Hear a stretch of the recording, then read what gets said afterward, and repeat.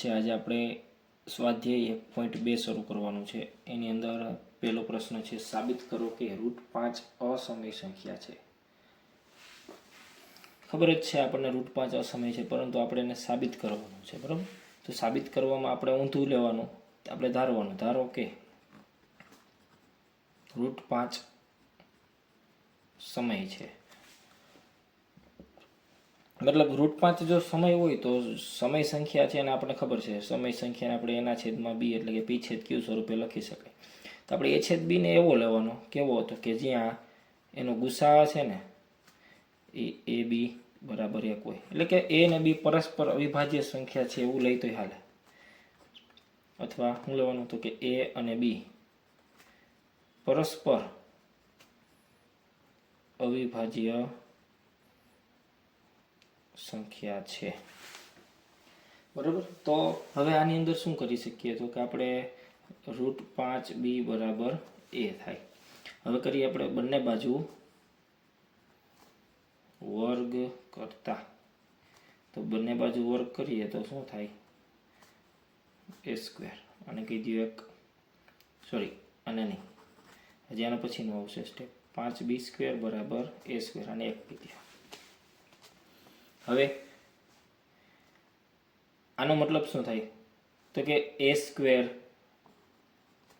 એ 5 વડે વિભાજ્ય છે. આનો મતલબ એવો થાય કે ભાઈ a² બરાબર શું એવું તો કે 5 × b². એનો મતલબ કે ભાઈ a² જે કિંમત આપણને મળશે એ 5 વડે વિભાજ્ય હશે.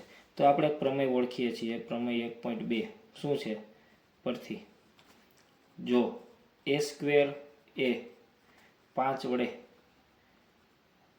વિભાજ્ય હોય તો એ પણ 5 વડે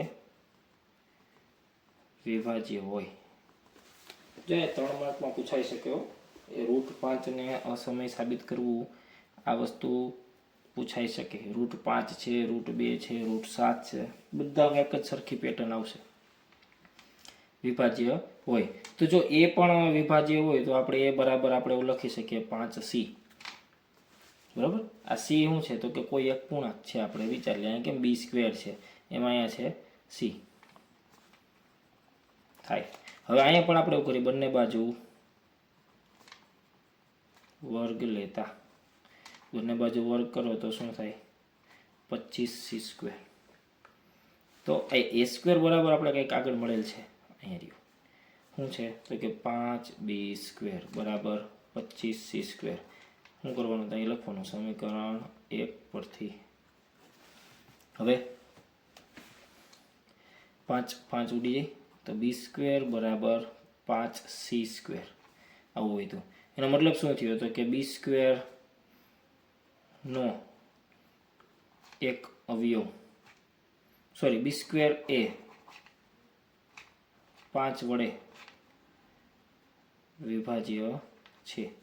જેવી રીતે a² 5 વડે વિભાજ્ય તો એ જ રીતે b² 5 વડે વિભાજ્ય છે. એનો મતલબ શું થયો તો કે અહીંયા પણ આપણે એમ જ કરવાનું, પ્રમેય 1.2 પરથી જો b² એ 5 વડે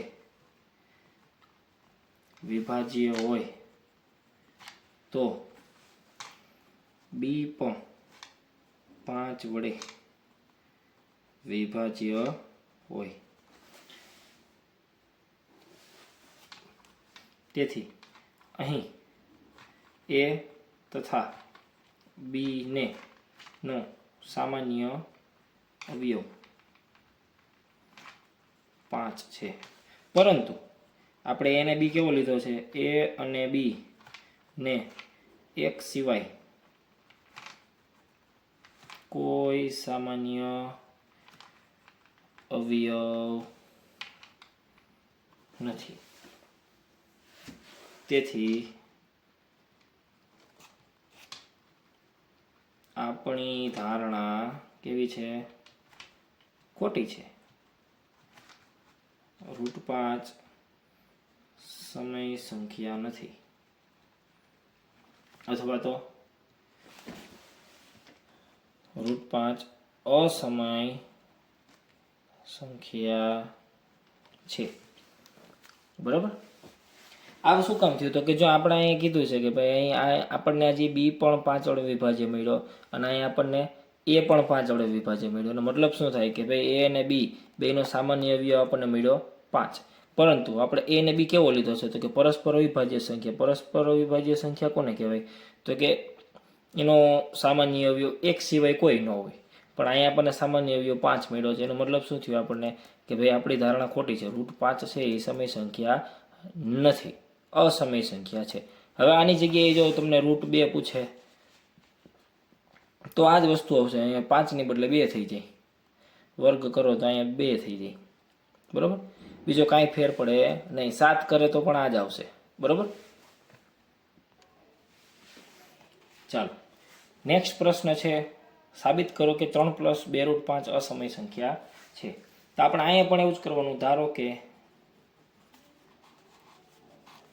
3 + 2 √5 એ સમય છે. તો જો સમય હોય તો આપણે કેવું લેવાનું? તો કે એને આપણે એના છેદમાં બી સ્વરૂપે લખી શકાય. હવે સાદુરૂપ આપવાનું. કેવું સાદુરૂપ દેવાનું? તો કે 2 √5. √5 ને આપણે એકલા કરવાના છે. થાય એવું 2 √5 a - 3b ના છેદમાં b. તો √5 બરાબર આવે a - 3b ના છેદમાં 2b. અહીં a, b, 2 અને 3 એ પૂર્ણાંકો હોવાથી a - 3b છેદમાં 2b એ સમય છે. બરાબર?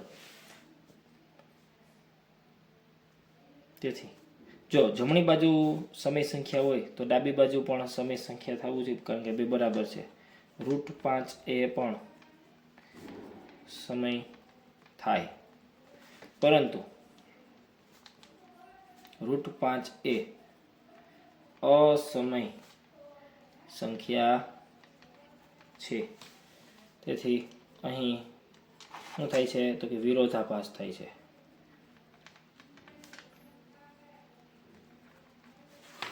આપણી ધારણા કેવી થાય? ખોટી. તેથી આપણી ધારણા ખોટી છે. તેથી 3 + 2 √5 એ અસમય છે. ચાલો, હવે નેક્સ્ટ આ પ્રશ્ન 3 ની અંદર આ 3 પ્રશ્ન છે. 3 પ્રશ્ન આપણે જે આ પ્રશ્ન કર્યો, બરોબર છે? ધારો કે 3 + 2 √5 એ સમય સંખ્યા છે. આ રીતે આપણે સાબિત કરવાનું. બરાબર એના છેદમાં બી લેવાનું. પછી એક બાજુ વર્ગમૂળવાળી સંખ્યા રાખવાની અને એક બાજુ આ ABCD જે પણ હોય અને કિંમત હોય એ રાખવાનું. બરાબર?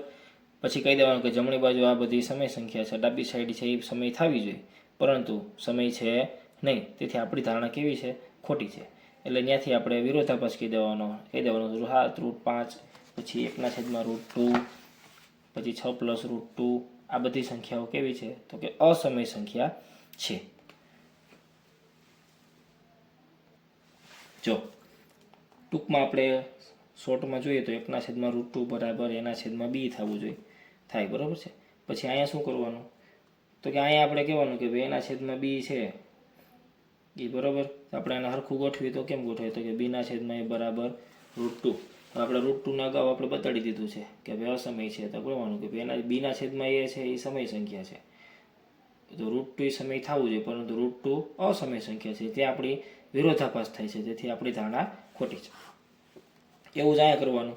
7 √5 બરાબર એના છેદમાં બી લીધું હોય તો √5 બરાબર એના છેદમાં 7b. અહીંયા આપણે એમ કહેવાનું એના છેદમાં 7b એ સમય સંખ્યા છે. તેથી √5 સમય થવું જોઈએ, પરંતુ થતું નથી. તેથી કહેવાનું આપણી ધારણા અહીંયા ખોટી પડે. આપણે વિરોધાભાસ થાય છે અહીંયા કે ભાઈ એક બાજુ સમય છે, એક બાજુ અસમય છે, તો એ કહેવાય વિરોધાભાસ. તો આપણી ધારણા ખોટી છે. તેથી 7 √5 એ અસમય સંખ્યા છે. આ તો 6 + √2 આ કર્યું એના જેવું જ છે. 6 + √2 બરાબર એના છેદમાં બી. તો √2 બરાબર એના છેદમાં બી - 6. જમણી બાજુ એના છેદમાં બી માઇનસ 6 એ એક પ્રકારનો પૂર્ણાંક મળશે આપણને, એટલે કે સમય સંખ્યા મળશે. પણ √2 કેવી છે? અસમય સંખ્યા છે. તેથી આપણી ધારણા ખોટી પડશે, વિરોધાભાસ થશે. તો અહીંયા આપણે પહેલું ચેપ્ટર અહીંયા પૂરું કરીએ છીએ. હવે આપણે નેક્સ્ટ લેક્ચરમાં મળશું ત્યારે આપણે નવા ચેપ્ટર સાથે મળશું. ત્યાં સુધી કીપ રીડિંગ.